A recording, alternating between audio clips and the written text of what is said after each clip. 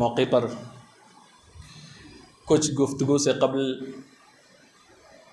آئیے حضور مصطفیٰ جان رحمت، شمع بزم ہدایت، نوبہار شفاعت، تاجدار رسالت حضور احمد مجتبیٰ محمد مصطفیٰ صلی اللہ تعالیٰ علیہ وسلم کی بارگاہ اقدس میں عقیدت اور محبت کے ساتھ نذرانِ درود پیش کریں۔ پڑھیں اللہم صلی علی سیدنا مولانا محمد معدن الجود والکرم وآلہ وبارک وسلم، صلاۃ و سلام علیک یا رسول اللہ، صلاۃ و سلام علیک یا نبی اللہ، صلاۃ و سلام علیک یا نور اللہ، صلی اللہ تعالیٰ علیہ وسلم۔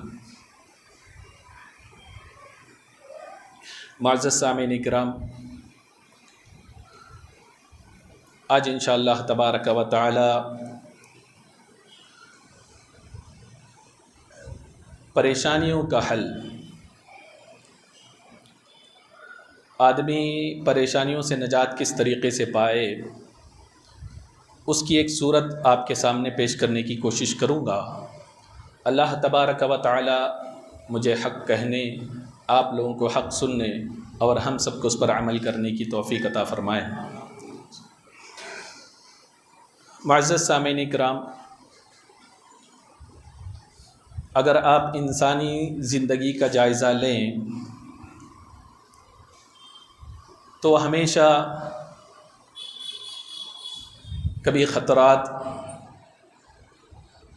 کبھی پریشانی، کبھی امراض، انہی ساری باتوں میں وہ مبتلا رہتا ہے۔ تو زندگی میں خوشی کا آنا اور کبھی غم کو فیس کرنا، اس کی زندگی کا یہ قصہ ہوا کرتا ہے۔ اس لیے شاعر کہتا ہے وَمَنْ عَاشَ فِي الدُّنْيَا فَلَا بُدَّ أَنْ يُرَى مِنَ الْعَيْشِ مَا يَسْفُو وَمَا يَتَقَدَّرُ، یعنی جو بھی دنیا میں آیا اور زندگی گزار رہا ہے تو اس کی زندگی میں ایسا نہیں ہو سکتا ہے کہ ہمیشہ خوشی خوشی رہے۔ تو کہتا ہے کہ کبھی خوشیاں بھی آئیں گی اور کبھی وہ غم کا سامنا بھی کرے گا۔ اور 8 قسم ایسی ہیں،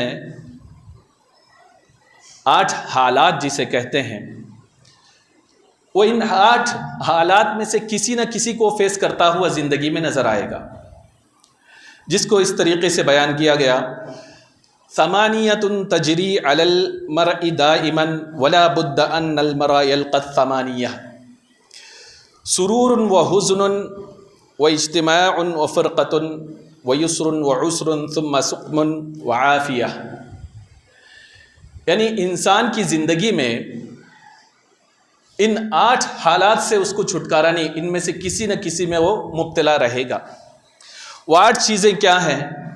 کبھی زندگی میں خوشی ہوگی، کبھی غمی ہوگی، کبھی لوگوں سے ملاپ رہے گا اور کبھی جدائی رہے گی، اور کبھی زندگی میں آسانی رہے گی اور کبھی تنگی رہے گی، اور کبھی آدمی صحت یاب صحت مند ہوگا اور کبھی بیماری رہے گی۔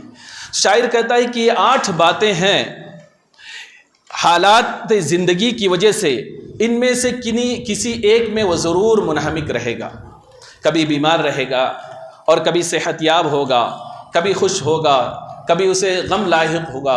اس طریقے سے زندگی اس کے نشو و فراز اس کے آتے رہیں گے اور جاتے رہیں گے۔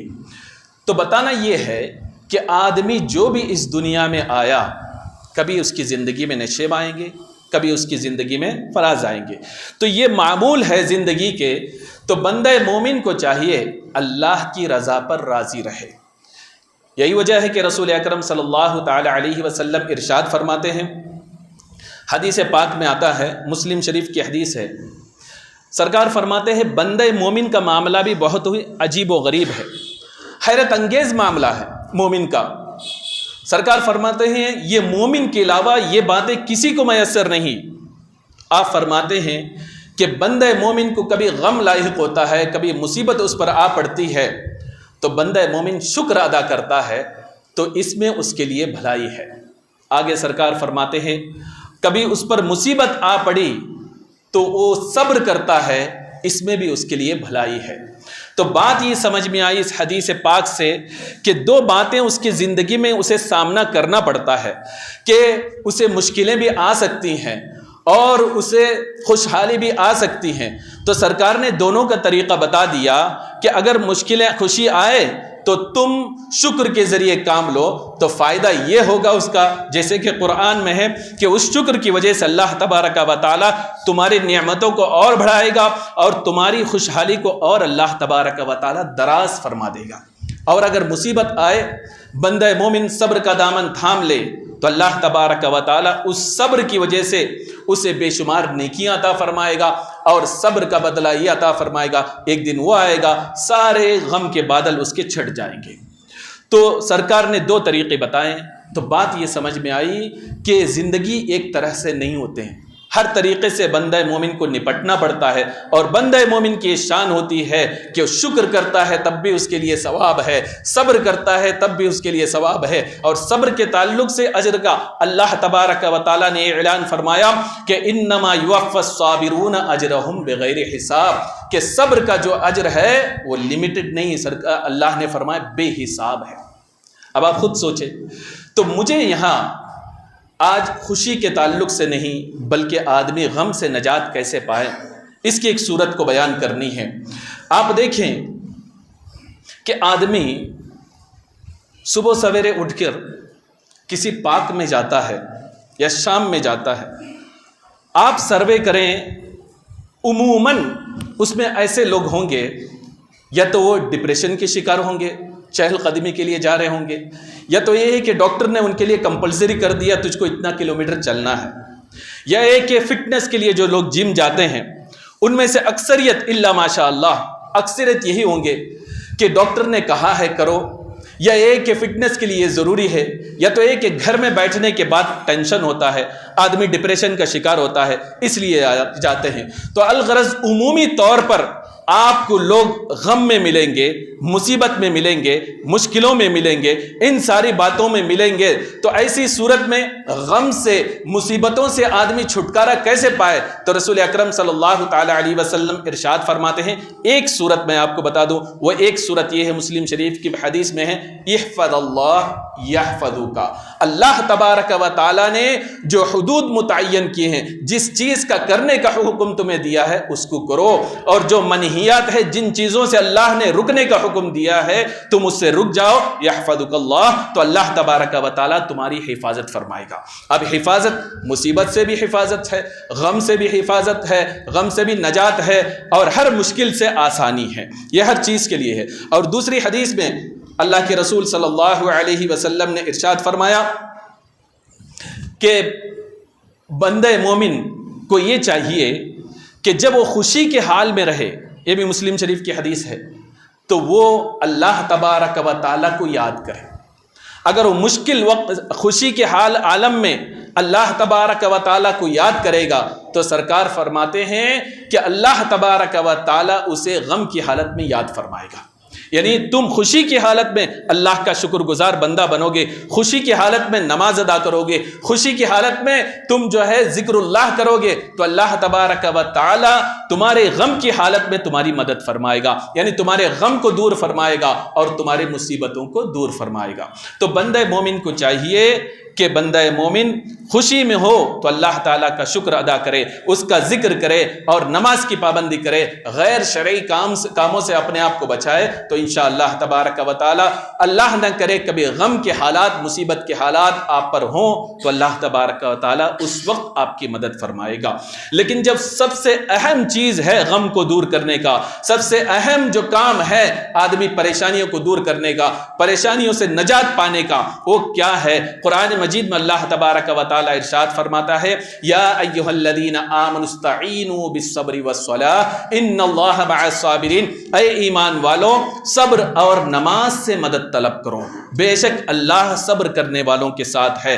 دوسری آیت میں اللہ تبارک و تعالیٰ فرماتا ہے، واستعینوا بالصبر والصلاۃ وانھا لکبیرۃ الا علی الخاشعین، تم نماز اور صبر سے مدد کرو آگے اللہ تعالیٰ فرماتا ہے یہ بھاری ہے مگر ان کے لیے جو خشوع و خضوع کے ساتھ نماز پڑھتے ہیں۔ تو اس آیت کریمہ سے یہ بات سمجھ میں آتی ہے ہر ایک کے لیے آسان نہیں ہے، کوئی بوجھ اسے محسوس کرتا ہے، لیکن خشوع و خضوع کے ساتھ نماز کو اپناتا ہے، اللہ کی رضا کے لیے جو پڑھتا ہے، تو یقیناً یہ چیز ایسی ہے کہ اللہ تبارک و تعالیٰ اس کے لیے جو ہے غم کو دور فرما دیتا ہے۔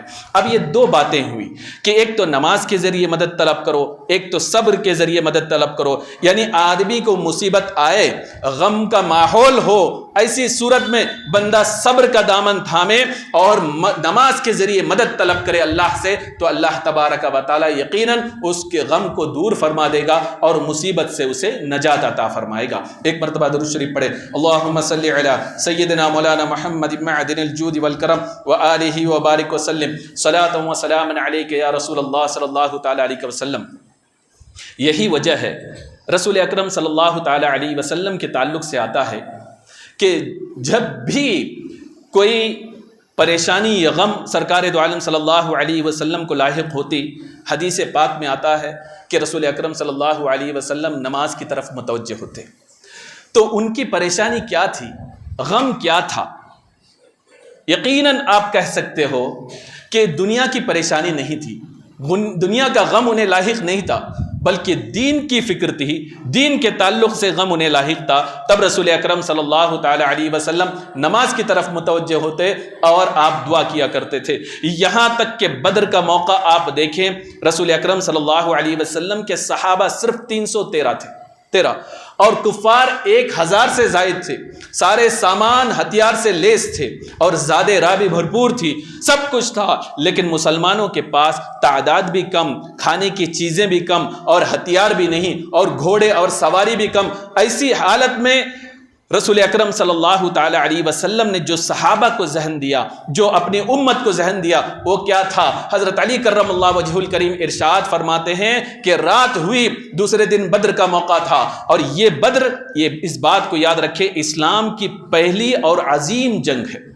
عظیم جنگ ہے، اور ایسی جنگ ہے کہ جس کے تعلق سے رسول اکرم صلی اللہ علیہ وسلم نے فرمایا، دعا کی رب سے، اے مولا تبارک و تعالی، آج اگر یہ مسلمان مٹ گئے تو قیامت تک اس سرزمین پر تیرا کوئی عبادت کرنے والا نہیں ہوگا۔ اتنی عظیم جنگ ہے اور پہلی جنگ ہے، اس جنگ کے یہ حالات تھے اور مسلمانوں کی کیفیت کیا تھی۔ اللہ تبارک و تعالی قرآن مجید میں ارشاد فرماتا ہے، وَلَقَدْ نَصَرَكُمُ اللَّهُ بِبَدْرٍ وَأَنْتُمْ أَذِلَّةٌ، یعنی اے مومنو، تمہاری کیفیت بدر میں یہ تھی کہ تم بے سر و سامانی کے عالم میں تھے، تمہارے پاس کچھ نہیں تھا۔ ایسی صورت میں نصرکم اللہ، اللہ تبارک و تعالی نے مدد کی، اور اس رات رسول اکرم صلی اللہ علیہ وسلم کی کیفیت کیا تھی؟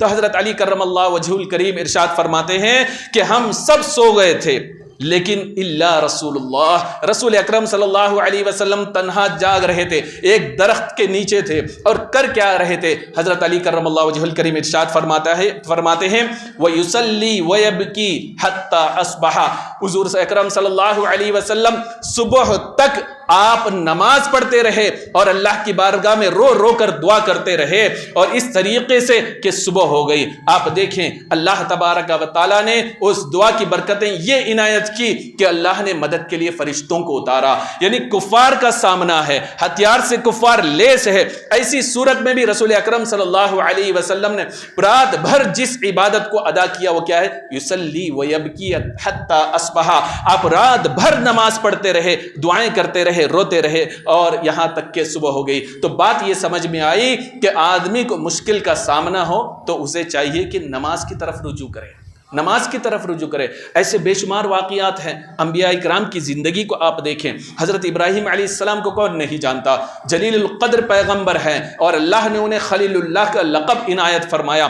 آپ حضرت سارہ کو لے کر کہیں تشریف لے جا رہے تھے، راستے میں ایک ظالم بادشاہ تھا، اور اس کا معاملہ یہ تھا کہ جو بھی خوبصورت لڑکی وہاں سے گزرتی تو اسے وہ اٹھا لیتا۔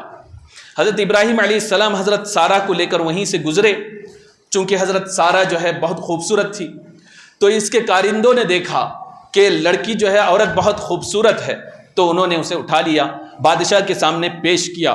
جو ہی حضرت سارہ کو اٹھا کر لے گئے، حضرت ابراہیم خلیل اللہ علیہ السلام نماز کے لیے کھڑے ہو گئے اور نماز ادا کرتے رہے۔ تھوڑی دیر بعد کیا دیکھتے ہیں کہ حضرت سارہ سید سالم واپس آ رہی ہیں۔ آپ نے ان سے پوچھا، اے سارہ تم کیسے واپس آ گئی؟ تو کہتے ہیں کہ اللہ تبارک و تعالیٰ نے میری حفاظت فرمائی۔ وہ کیسے کہ جب جب ظالم میری طرف ہاتھ اٹھاتا، اللہ تبارک و تعالیٰ اس کی ہاتھ کو شل فرما دیتا، یعنی بیکار کر دیتا۔ پھر معافی مانگتا، اس کا ہاتھ صحیح ہوتا، پھر ہاتھ بڑھانے کی کوشش کرتا، پھر اس کا ہاتھ شل ہو جاتا، پھر معافی مانگتا، پھر صحیح ہوتا، حتیٰ کہ اس نے مجھے چھوڑ دیا۔ اور حضرت سارہ فرماتی ہیں کہ مجھے ہی نہیں چھوڑا بلکہ میری خدمت کے لیے ایک خادمہ بھی ساتھ میں اس نے دے دیا۔ تو بتانے کا مقصد یہ ہے کہ مصیبت آئی، تکلیف آئی، حضرت سارہ کو اٹھا لے گئے، تو جو کام حضرت ابراہیم علیہ السلام نے کیا وہ کیا تھا؟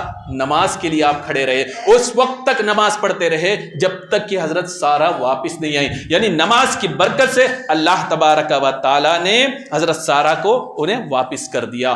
تو بتانا یہ ہے کہ مشکل کے موقع پر بندہ مومن کو یہ چاہیے، اور نبوی نسخہ بھی یہی ہے، انبیاء اکرام کی تعلیمات بھی یہی ہے کہ نماز کی طرف آپ رجوع کریں، اس کی برکت سے اللہ تبارک و تعالی آپ کی پریشانیوں کو دور فرما دے گا۔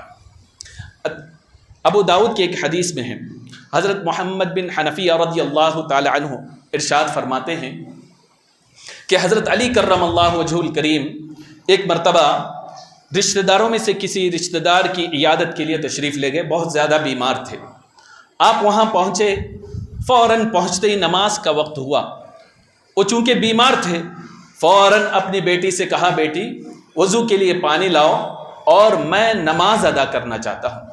تو محمد بن حنفیہ رضی اللہ تعالیٰ عنہ فرماتے ہیں کہ ہم نے یہ کہا، وقت چونکہ ابھی شروع ہوا ہے، ابھی تمہارے پاس وقت باقی ہے، تم تھوڑی دیر آرام کر لو، تم سخت بیمار ہو، بعد میں بھی نماز پڑھ سکتے ہو۔ ان کا کہنے کا مطلب یہ تھا، لیکن وہ صحابی فرماتے ہیں کہ نہیں، ایسا نہیں ہو سکتا، وضو کے لیے پانی لاؤ، فَأُصَلِّ فَأَسْتَرِيحَ، کہ میں نماز پڑھوں تاکہ میں آرام پاؤں، تاکہ میں راحت پاؤں۔ اور فرماتے ہیں کیا تم نے رسول اکرم صلی اللہ علیہ وسلم کو نہیں دیکھا جب بھی غم لاحق ہوتی، جب بھی پریشانیاں لاحق ہوتی تو آپ یہ فرماتے ہیں، حرینا یا بلال بالصلاۃ، اے بلال آؤ نماز کے ذریعے ہمارے دل کو ٹھنڈا کرو۔ یعنی سرکار دو عالم صلی اللہ علیہ وسلم کی تعلیمات میں سے ہیں۔ آپ دیکھیں، ایک بندہ بیمار ہے، اسے ریسٹ کی ضرورت ہے، آرام کی ضرورت ہے، لیکن اس آرام میں بھی آدمی ہم اگر چاہیں تو ہو سکتا ہے کہ ہم یہ کہیں گے ہمیں آرام کیسے ملے گا، میڈیسنز لے لیں، دوائی کھا لیں تو ہم بیماری میں ہمیں شفا نصیب ہوگی،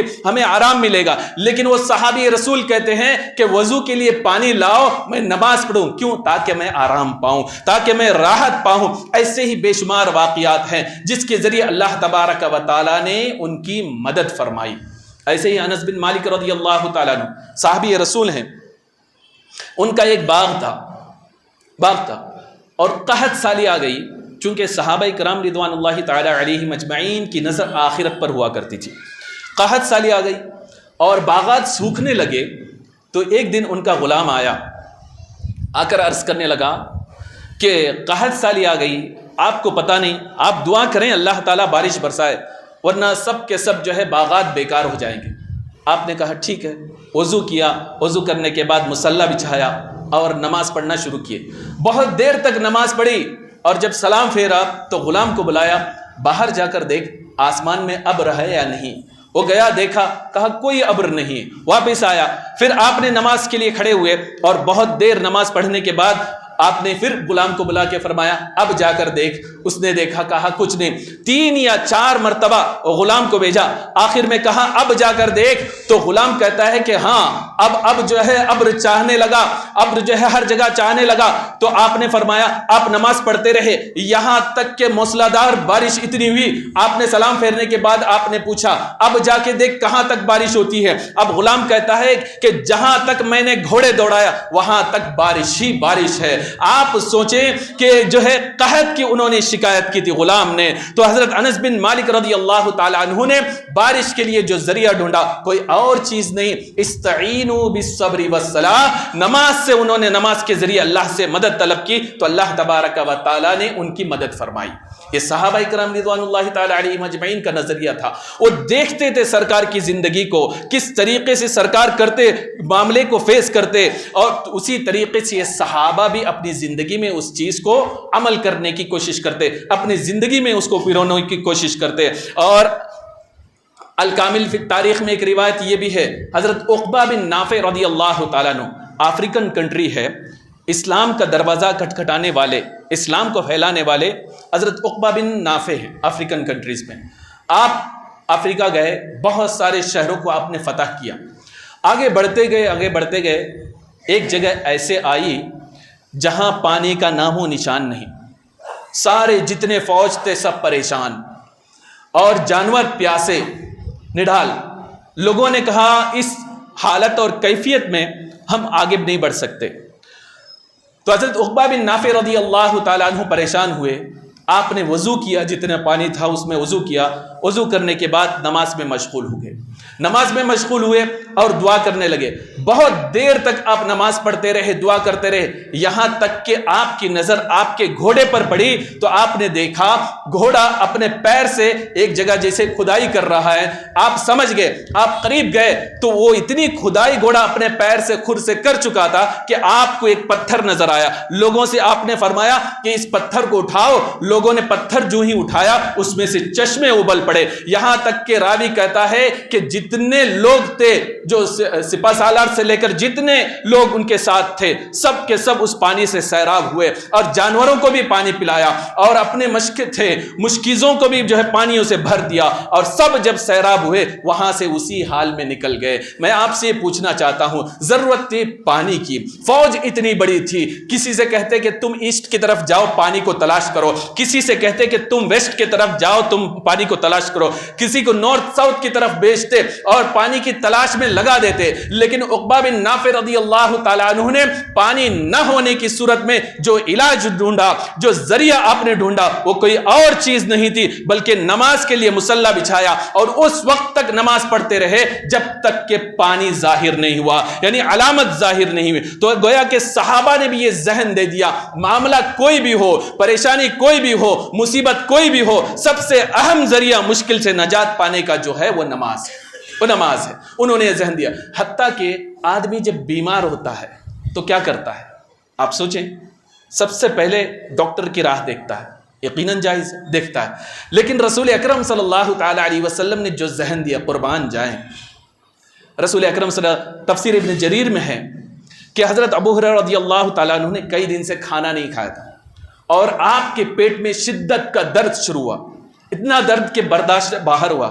سرکار دو عالم صلی اللہ علیہ وسلم کی نظر جب حضرت ابو ہریرہ رضی اللہ تعالیٰ عنہ پر پڑی تو آپ نے فرمایا کہ اے ابو ہریرہ, روایتوں میں آتا ہے سرکار جو عربی بولا کرتے تھے, لیکن روایتوں میں تفسیر ابن جریر میں ہے رسول اکرم صلی اللہ علیہ وسلم نے حضرت ابو ہریرہ رضی اللہ تعالیٰ عنہ سے فارسی زبان میں پوچھا کہ درد شکمداری, کیا تمہارے پیٹ میں درد ہے؟ تو حضرت ابو ہریرہ رضی اللہ تعالیٰ عنہ نے عرض کیا, یا رسول اللہ صلی اللہ علیہ وسلم, پریشان ہوں, بھوک سے بے چین ہوں, اور درد سے میں تڑپ رہا ہوں. تو سرکار دو عالم صلی اللہ تعالیٰ علیہ وسلم نے جو دوا تجویز فرمائی, آپ نے فرمایا اے ابو ہریرہ, نماز کے لیے کھڑے ہو جاؤ, نماز میں شفا ہے.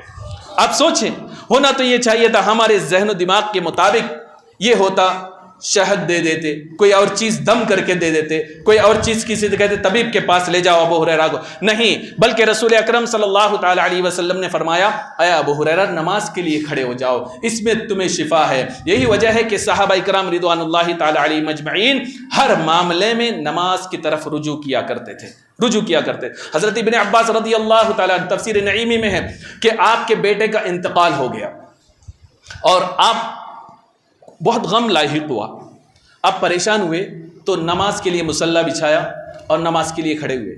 لوگ انتظار کرتے رہے, بچے کو غسل دیا, کفن پہنایا, لے جا کے دفن کر کے آ گئے تو دیکھا حضرت عبداللہ ابن عباس رضی اللہ تعالیٰ عنہ اب بھی نماز کی حالت میں ہے. اور جب نماز سے فارغ ہوئے تو لوگوں نے بتایا کیا بات ہے, بچے کو آپ نے غسل بھی دیا, کفنا بھی دیا, دفنا بھی دیا, سب کچھ ہوا, لیکن آپ کی نماز ختم نہیں ہوتی ہوئی نظر نہیں آتی, کیا بات ہے؟ تو حضرت ابن عباس رضی اللہ تعالیٰ عنہ نے فرمایا کہ یہ بچہ مجھے بہت اس سے لگاؤ تھا, جب اس کے انتقال کی خبر مجھے پہنچی بہت بہت تکلیف ہوئی اور میں اس کو برداشت نہیں کر سکتا تھا. اب غم کو دور کرنے کا جو ذریعہ تھا اس کو میں جانتا تھا. میں نماز کے لیے کھڑا ہوا اور اتنی دیر نماز پڑھا کہ میں جب سلام پھیرا تو یقیناً میرا غم دور ہو چکا تھا.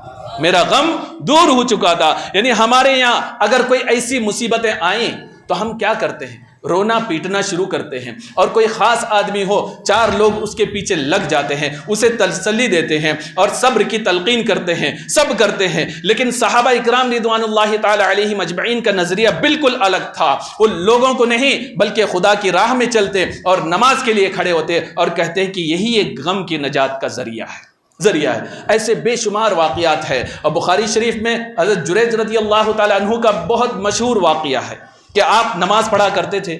ان کی ماں آئی, دروازہ کھٹکھٹائی, آپ نے دروازہ نہیں کھولا چونکہ نماز میں مشغول تھے. دوسری بار آئی, دروازہ کھٹکھٹایا, دروازہ نہیں کھولے. آخر کار ماں انتظار کرتے کرتے بد دعا دی ماں نے بیٹے کو کہ مولا تبارک و تعالی جریج کو اس وقت تک اس دنیا سے نہیں اٹھانا جب تک کہ یہ کسی بدکار عورت کا چہرہ نہ دیکھ لے. اللہ اکبر. ایک نمازی ہیں, اللہ کے ولی ہیں. اب ماں نے یہ بد دعا دے دی. ہوا یہ چند دن بعد جو ہے ماں تو چلی گئی, چند دن بعد ایک بدکار عورت بچے کو لے کر آئی. آ کر کہا کہ اے لوگوں سنو, جسے تم عابد سمجھتے ہو, متقی سمجھتے ہو, پرہیزگار سمجھتے ہو, لیکن وہ ایسا نہیں, بلکہ دیکھیں بغیر نکاح کے اس سے یہ بچہ ہے, اس کا یہ بچہ ہے. تو میں اسی کے حمل سے حاملہ ہوئی اور یہ بچہ پیدا ہوا. لوگ آئے, حضرت جریج رضی اللہ تعالیٰ عنہ کا جو عبادت خانہ تھا اس کو پورے طور پر انہوں نے توڑ دیا. آپ آئے تو لوگ گالیاں دینے لگے. حضرت جریج رضی اللہ تعالیٰ عنہ نے جب ماجرا دیکھا, گھر بھی ٹوٹ چکا ہے اور یہ پروف کے طور پر ایک بچے بھی لے کر آئی ہے اور لوگ مجھے گالیاں دے رہے ہیں, لوگ مجھے برا سمجھ رہے ہیں. آپ نے کوئی اور کام نہیں کیا, لوگوں کو نہیں سمجھایا, بلکہ مصلی پر کھڑے ہوئے نماز پڑھنے لگے. لمبی آپ نے نماز ادا کی. نماز ادا کرنے کے بعد آپ جو ہے اس بچے کے پاس آئے اور آپ نے اس بچے سے پوچھا, جو دودھ پیتا شیرخوار بچہ تھا, جو بول نہیں سکتا تھا. حضرت جریج نے فرمایا یا غلام بول تو کس کا بیٹا ہے؟ تو وہ بچے کو اللہ تبارک و تعالیٰ نے اس کو قوت گویائی عطا کی. وہ بچہ برجستہ بولنے لگا, آپ کا نہیں بلکہ کسی چرواہے کا بیٹا ہوں. برجستہ جب وہ بولا لوگوں کو پتا چلا. تو بات کہنا یہ ہے کہ حضرت جریج رضی اللہ تعالیٰ عنہ کو ماں نے بد دعا دی اور وہ بدکار عورت لے کر بھی آئی بد دعا, اور اس طریقے سے آپ کو ایک زنا کا الزام بھی لگایا گیا. اور اس سے آپ نے چھٹکارا کیسے پایا؟ کوئی اور طریقہ نہیں اپنایا, لوگوں کو صفائی دینے کی آپ نے کوشش نہیں کی, بلکہ نماز کے لیے کھڑے ہوئے تو اللہ تبارک و تعالیٰ نے اس کے صدقے میں انہیں وہ کرامت عطا کی کہ جس کی وجہ سے وہ زنا کے الزام سے بری ہو گئے. تو بتانے کا مقصد ہے کہ اللہ تبارک و تعالیٰ نے قرآن مجید میں ارشاد فرمایا یا ایھا الذین آمنوا استعینوا بالصبر والصلاۃ, اے ایمان والو تم جو ہے صبر اور نماز کے ذریعے مدد طلب کرو. تو بندہ مومن کو چاہیے ہر معاملے میں, آپ نے جیسے ابھی سنا, انہیں تکلیف آتی, بیماری آتی تو بھی نماز کی طرف رجوع کرتے, اور قحط سالی آتی تو بھی نماز کی طرف رجوع کرتے, مصیبتیں آتی تب بھی جو ہے نماز کی طرف رجوع کرتے, ہر معاملے میں وہ جو ہے نماز کی طرف رجوع کرتے. لیکن ہمارا حال کیا ہے؟ ہم کبھی کچھ ایسی سچویشن ہوتے ہیں, ہم اس کو سولو کرنے کی کوشش کرتے ہیں. ہم سے نہ ہو سکا, کوئی با اثر شخص ہو, اس کے ذریعے اس کو سولو کرنے کی کوشش کرتے ہیں. اور یہ بھی نہ بنا تو سب سے پہلے ہمارا جو ذہن جاتا ہے مصیبت کو, پرابلم کو سولو کرنے کا, وہ ہے بابا, کوئی تعویذ والا بابا. یہ حقیقت ہے, آپ خود سوچیں, اس کی طرف ذہن ہمارا جاتا ہے. تو یقیناً اگر کوئی باشرہ بابا ہو, صحیح جو ہے جائز شرعی طور پر صحیح ڈھنگ سے تعویذ لکھ کر دیتا ہو تو وہ جو ہے منع نہیں ہے. لیکن مجھے یہ کہنا ہے ہمارا ذہن کس طرف جاتا ہے. کبھی بابا کی طرف جاتا ہے, کبھی تعویذ کی طرف جاتا ہے. اس طریقے سے ہمارا ذہن کہیں اور جاتا ہے. صحابہ کرام رضوان اللہ تعالی علیہم اجمعین نے ہمیں کیا ذہن دیا کہ سب کچھ ہے, مصیبت تو ہے, لیکن لیکن پریشانی کا حل کیا ہے انہوں نے بتا دیا. اور ہمارا طریقہ کار کیا ہے؟ یقیناً ہم منتیں مانگتے ہیں، منتیں مانگنا بھی جائز ہے، مزارات کی زیارت کرتے ہیں، مزارات کی زیارت کرنا بھی جائز ہے، وہاں جا کے اپنی تکلیف کو دور کرنے کے لیے دعا کرتے ہیں، یقیناً کیجئے. لیکن مزارات کو جاتے وقت آپ جو ہے سجدہ کر کے جاتے ہو. کیا آپ کو پتہ ہی یہ سجدہ کیا ہے؟ یقیناً اگر تم عبادت کے لحاظ سے کرو گے تو کافر ہو جاؤ گے. اگر مزار پہ جو ہے تعظیم کے لحاظ سے تم سجدہ کرو گے یقیناً یہ حرام کام ہوگا. حرام کام کر کے بزرگ کی بارگاہ میں جاتے ہو، کیا فیض آپ کو ملے گا؟ ہرگز نہیں ملے گا. اور مزارات کے پاس یقیناً آپ جائیں، دعا کریں، لیکن آپ اس بات پہ کبھی آپ نے غور کیا جہاں جہاں مزار ہے وہیں قریب میں ایک مسجد بنی ہوئی ہے؟ آخر کیا بات ہے؟ مزار کے قریب مسجد کیوں بنی ہے؟ گویا کہ یہ بتایا جا رہا ہے کہ یہ ولی ہے، ولایت جو ملی ہے کسی اور ذریعے نہیں، مسجد میں جا کے بندگی کرنے کا ذریعہ ہے. ولایت جو کرامت جو ملی ہے کوئی اور ذریعہ نہیں، یہی اللہ تعالیٰ نے جو نماز فرض کی ہے اسی کے ذریعے، نوافل کے ذریعے اللہ تبارک و تعالیٰ کا انہوں نے قرب حاصل کیا.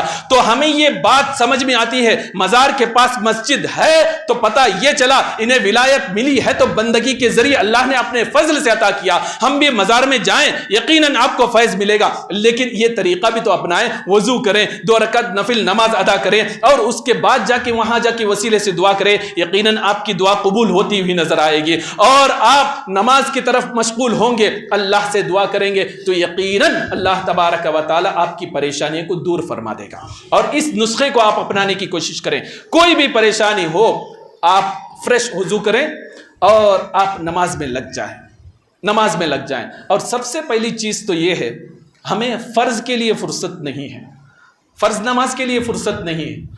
آتے بھی ہیں اس طریقے سے سب سے آخر میں آنا، سب سے پہلے جانا. آپ کو پتہ ہے یہ کس کی علامت ہے؟ سرکار نے فرمایا کہ جو نماز میں آخر میں آئے جلدی جائے یہ منافق کی علامت ہے.